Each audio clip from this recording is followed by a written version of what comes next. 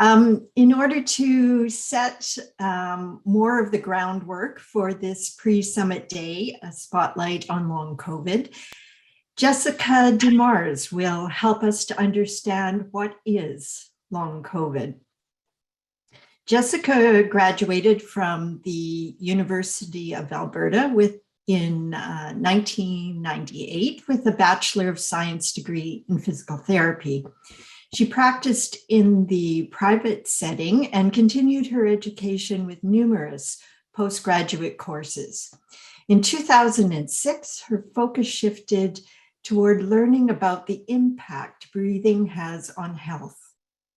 With the onset of the COVID-19 pandemic, Jessica quickly recognized the implications of long COVID on the population and has pivoted to creating programming that delivers the best available evidence for both those living with long COVID and healthcare professionals working with this population. She has become an advocate, taking on the role of Co-Director of Advocacy for the Long COVID Physiotherapy Executive Board. She has developed several courses and webinars on long COVID to assist with knowledge translation to allied health professionals. Welcome, Jessica. Thank you. I'm just going to share my screen here. Okay, so before we look at and just discuss the implications of long COVID as an episodic disability, I think that it's really important that we understand what exactly long COVID is. So the World Health Organization has recognized long COVID using some of the terminology of post-COVID-19 condition. But essentially it occurs in individuals with a history of probable or confirmed SARS-CoV-2 infection, usually 3 months from the onset of COVID-19, with symptoms that last for at least 2 months and cannot be explained by an alternative diagnosis. And there's not an actual confirmation consensus on this. Some places will say that it's after just 4 weeks can be taking you into long COVID. What I want to share with you is a video that was produced in partnership by Long COVID Physio that basically is a really great description of what long COVID is, and they have produced a few other videos as well that go on and talk about the symptoms. So I'm just going to play this video here so that you can understand. What is long COVID? After having coronavirus disease, many people will start to feel better in a few weeks. Unfortunately, some people take longer to get better, and others can experience ongoing health challenges. Having continued or new symptoms after COVID-19 infection is now widely recognised. Long COVID is a term first used to describe and to make visible the persistence and wide diversity of COVID-19 symptoms. With this term made by communities of people affected. The World Health Organization uses the term post-COVID-19 conditions to describe long COVID and have developed a clinical case definition, which is post-COVID-19 condition occurs in individuals with a history of probable or confirmed SARS-CoV-2 infection, usually 3 months from the onset of COVID-19, with symptoms that last for at least 2 months and cannot be explained by an alternative diagnosis.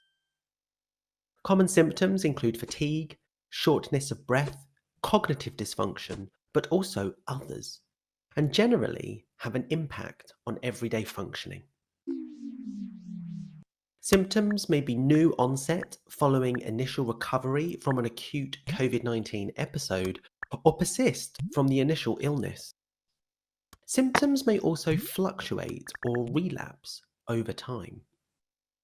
In the next video, we will talk about the different terminology used to describe the long-term effects of coronavirus disease. Okay, so that gives you a little bit of a background to try and understand perhaps what's going on with long COVID. And we certainly have a lot of studies out there now demonstrating the far-reaching effects of long COVID. So this was a large systematic review and meta-analysis. And of the participants that were involved, 80% of COVID positive have at least one symptom beyond 2 weeks. So we know that for a lot of people, COVID is not just a cold that lasts a couple of weeks. We can get a multi-system effect from it, which means we get a multitude of symptoms as demonstrated by this infographic here. The 5 most common symptoms were fatigue, headache, attention disorder, hair loss, and dyspnea, which is shortness of breath. When we talk about fatigue, it's really important that we understand something that is called post-exertional malaise or post-exertional symptom exacerbation. This can be the most difficult thing for many people who have long COVID or who work with people with long COVID.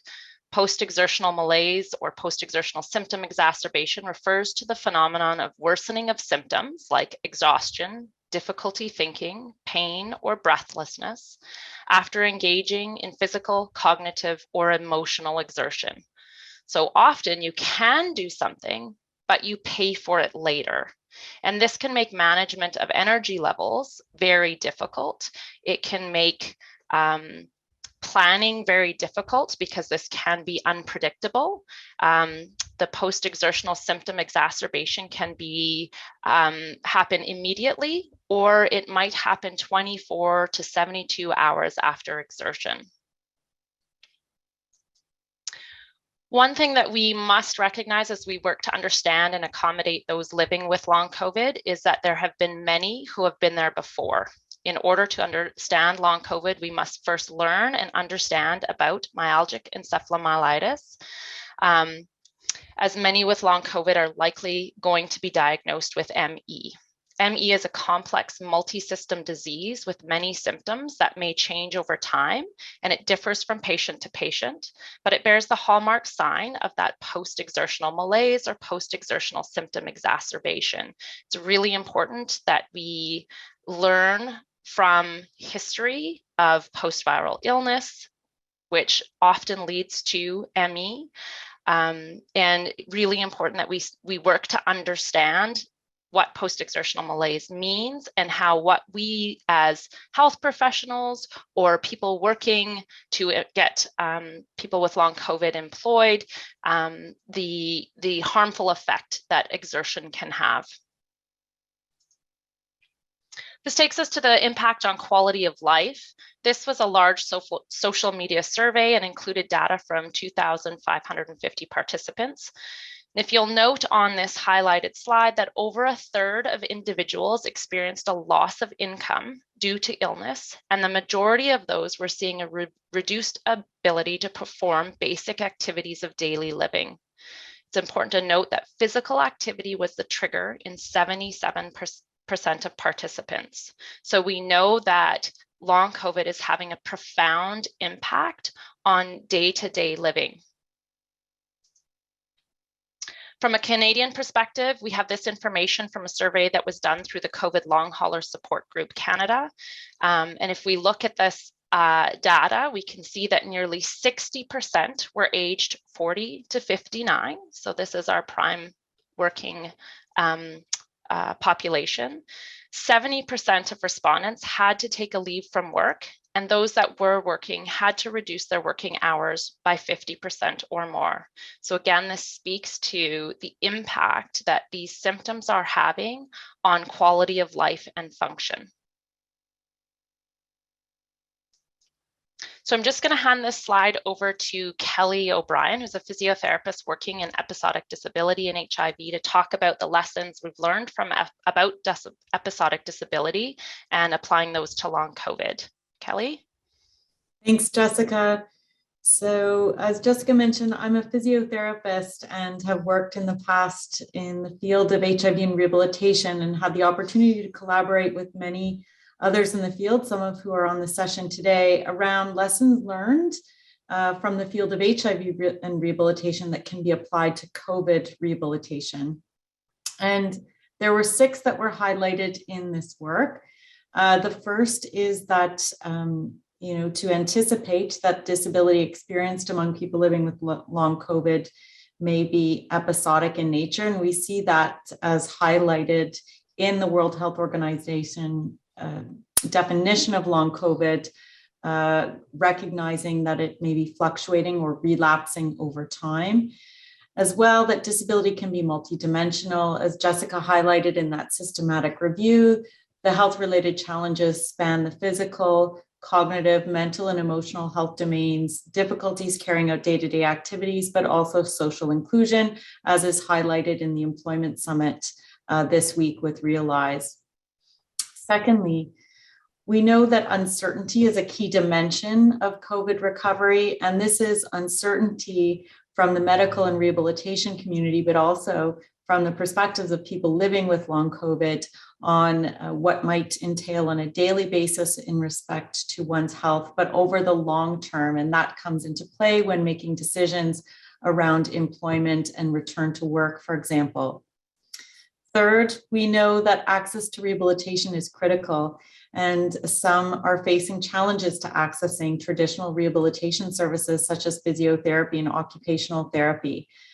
We know that the importance of establishing evidence for safe and effective rehabilitation strategies, and recognizing that there may be some rehabilitation interventions or approaches that may not be safe in the context of long COVID, highlighting the importance of future research in this area.